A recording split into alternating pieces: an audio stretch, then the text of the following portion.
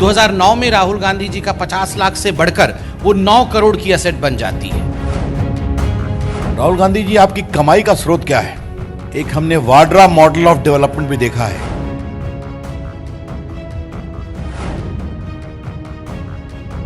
– 2019 के लोकसभा चुनाव से पहले आय से अधिक संपत्ति के मामले में गांधी परिवार बुरी तरह घिरता नजर आ रहा है। बीजेपी ने कांग्रेस अध्यक्ष राहुल गांधी और प्रियंका गांधी पर इतने गंभीर आरोप लगाए हैं कि कांग्रेस से जवाब देते नहीं बन रहा। बीजेपी का आरोप है कि राहुल गांधी कोई काम नहीं करते तो फिर उनके पास करोड़ों रुपए की जायदाद कहां से आई। शनिवार को बीजेपी नेता रविशंकर प्रसाद ने राहुल गांधी के 2004 से 2014 के हलफनामे को आधार बनाते हुए पूछा कि 2004 में 55 लाख की संपत्ति वाले राहुल की संपत्ति 2014 में 9 करोड़ कैसे हो गई। राहुल गांधी जी, आपकी कमाई का स्रोत क्या है? बहुत डेवलपमेंट पर चर्चा होती है। एक हमने वाड्रा मॉडल ऑफ डेवलपमेंट भी देखा है, जहां पर 6-7 लाख रुपया लगाइए और 2-3 वर्षों में 700-800 करोड़ की संपत्ति के मालिक हो जाइए। तो एक वाड्रा मॉडल ऑफ डेवलपमेंट हमने देखा है। अब हमें एक Rahul Gandhi model of development भी दिखाई पड़ रहा है।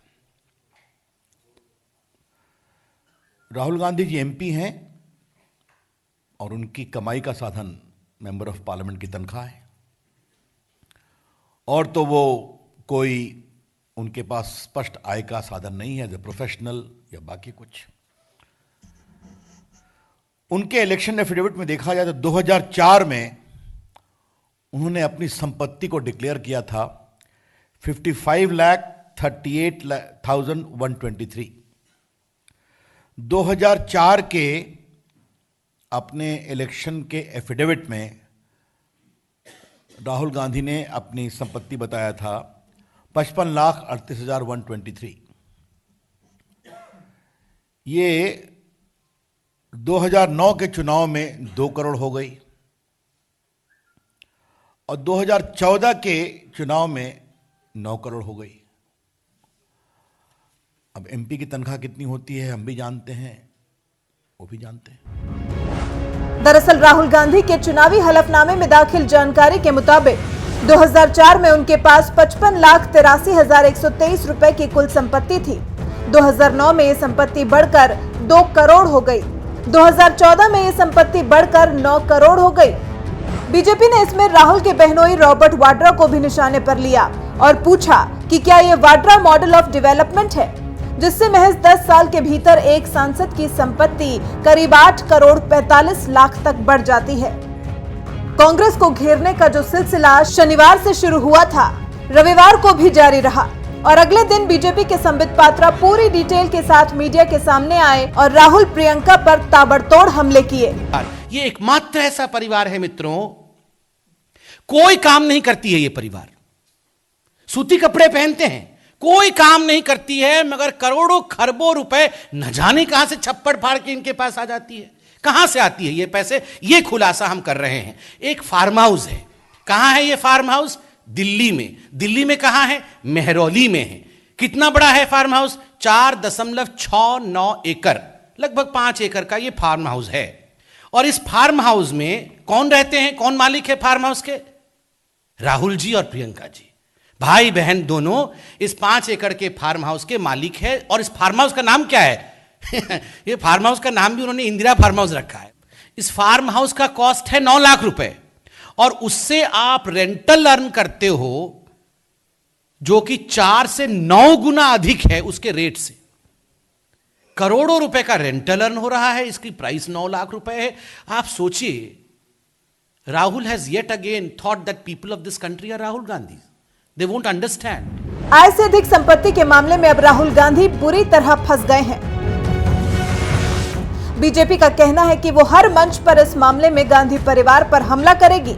जाहिर है आने वाले दिनों में कांग्रेस को इन सवालों के जवाब देने ही होंगे।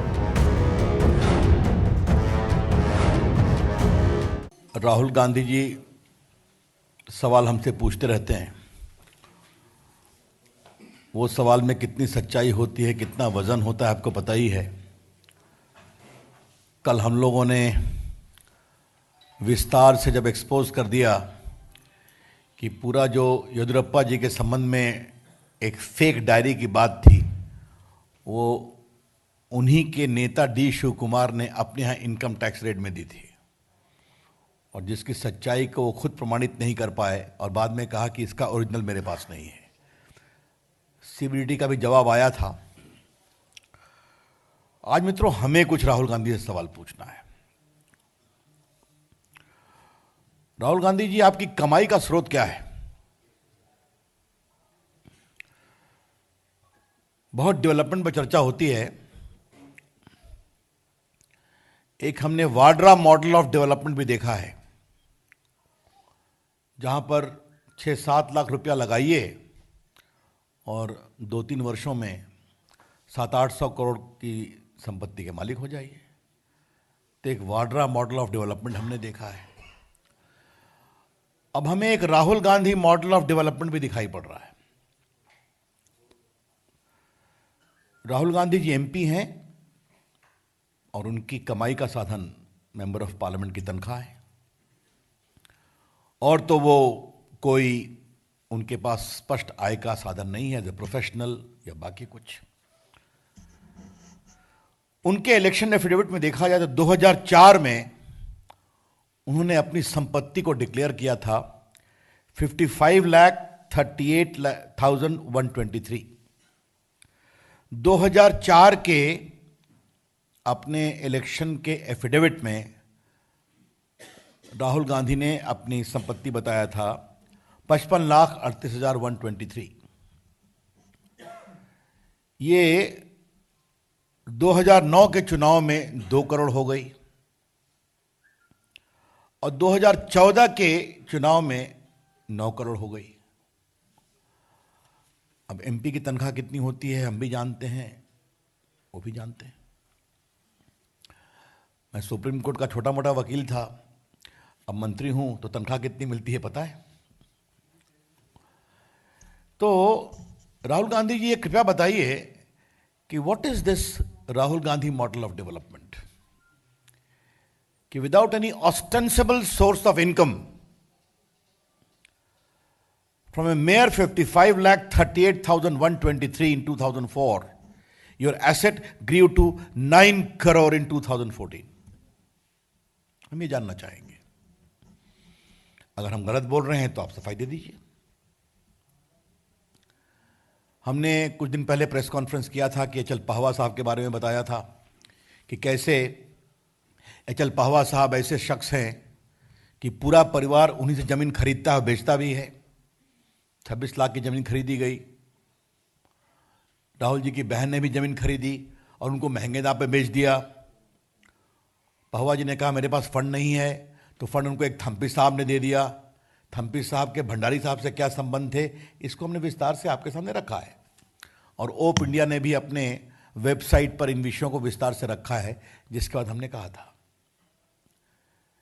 लेकिन आज सुबह से अनिल बरूनी और हम लोग थोड़ा गुना भाग कर रहे थे, शपथ पत्र को देखा तो हम लोग की आंखें चौंक गई कि सिर्फ एमपी की कमाई से 55 लाख से 9 करोड़ संपत्ति कैसे हो जाती है।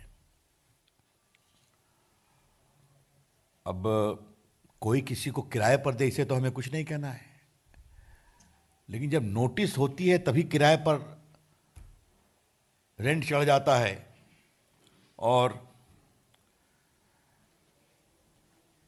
FTIL 40 लाख रुपए का एक इंटरेस्ट फी चेक पेमेंट करता है। ये क्या है? ये बातें मैं आपसे इसलिए कहना चाहता हूं कि कांग्रेस पार्टी ने पूर्व में पहवा से जो 26 लाख की जमीन खरीदी गई थी उसको उसने स्वीकार किया है। हमने संजय भंडारी और थम्पी के संबंधों के बारे में चर्चा की थी। संजय भंडारी फ्यूजिटिव है, आपको पता है। दामाद श्री से उनके संबंधों की चर्चा बहुत हुई है लंदन की प्रॉपर्टी को लेकर, और उन्होंने, हमने ये भी बताया था कि वो एयरबस के भी डीलर, ये मेरे ख्याल में लॉबिस्ट थे, और एयरबस यूरोफाइटर बनाते हैं जो राफेल का कॉम्पिटिटर था। ये सारी बातें हमने आपसे चर्चा की थी पहले। लेकिन ये फ्यूचर टेक्नोलॉजी जो है, ये बताना बहुत जरूरी है कि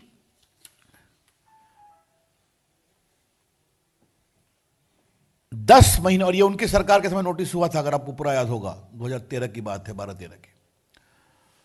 तो फ्यूचर टेक्नोलॉजी को नोटिस होती है और 10 महीने के अंदर फार्म हाउस का किराया हो जाता है, पेमेंट हो जाते हैं। ये क्या मतलब है? ये मामला बहुत ही गंभीर है। लेकिन सबसे, हाँ, एक बात और भी है। आज ये हम सवाल राहुल गांधी से पूछ रहे हैं, क्या आपने यूनिटेक से 2 प्रॉपर्टी खरीदी है क्या?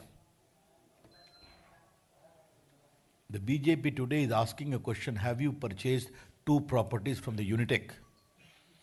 एक है 1.44 करोड़, एक है 5.36 करोड़। हम चाहते हैं पहले वो डिनाई कर दें, अगर डिनाई करेंगे तो देखेंगे फिर।